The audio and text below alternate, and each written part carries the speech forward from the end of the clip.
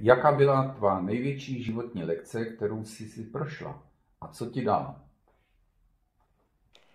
Tak moje největší životní lekce byla, když jsem si musela uvědomit, že nevyřeším problémy druhých lidí za ně, že nemůžu chtít a očekávat, že to, co jim navrhnu, nebo to, co bych udělala já, takže je ta nejlepší varianta pro ně samotné. Konkrétně jsem to zažila vlastně přímo s rodinou, protože maminka si něčím procházela a mě samozřejmě jako jedinou dceru, tak se to vnitřně hodně dotýkalo a já jsem cítila takovou nějakou jako vnitřní zodpovědnost za ní, za to, aby ona se měla dobře, aby si to vyřešila.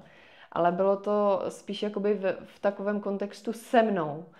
A když jsem se vydala na tu cestu toho, že jsem jí začala jakoby radit a říkat, co má dělat, tak ona se tak jakože kousla a couvla.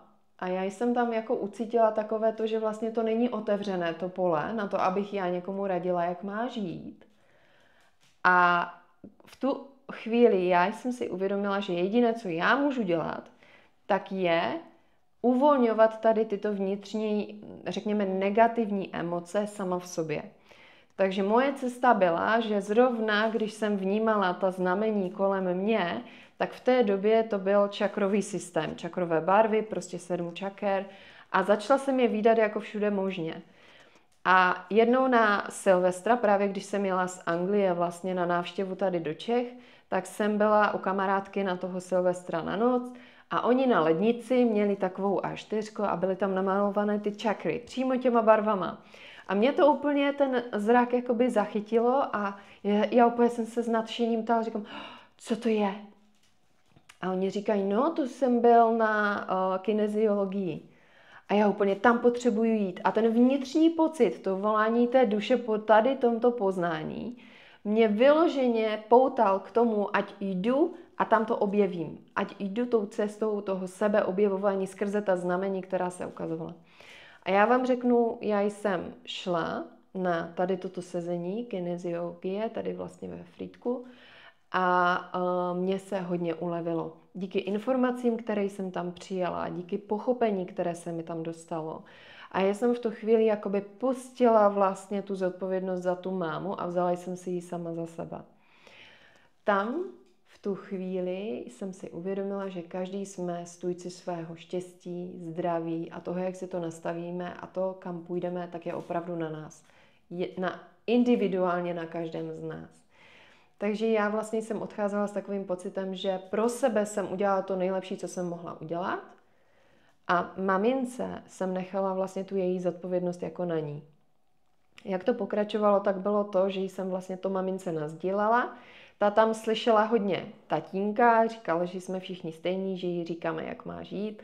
A já jsem jí řekla, to si pamatuju, jako by to bylo včera, ty mě neuslyšíš, protože slyšíš toho tátu.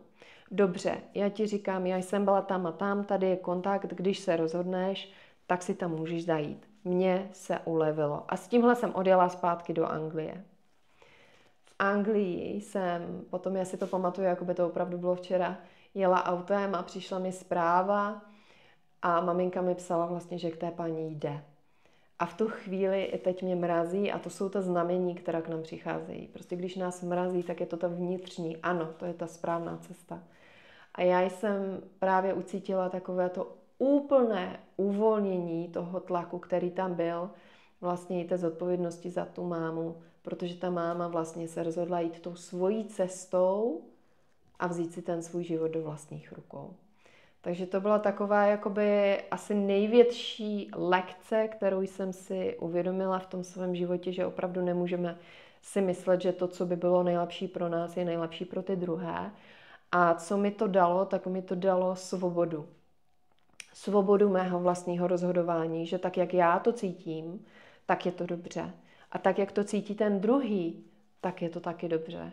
Takže to nejvíc, co mi to dalo, bylo vlastně to akceptování a přijetí a smíření se s tím, že každý to máme nějak a ne vždycky to, co my si myslíme, že je pro druhé nejlepší, tak je opravdu pro ně ta nejlepší cesta.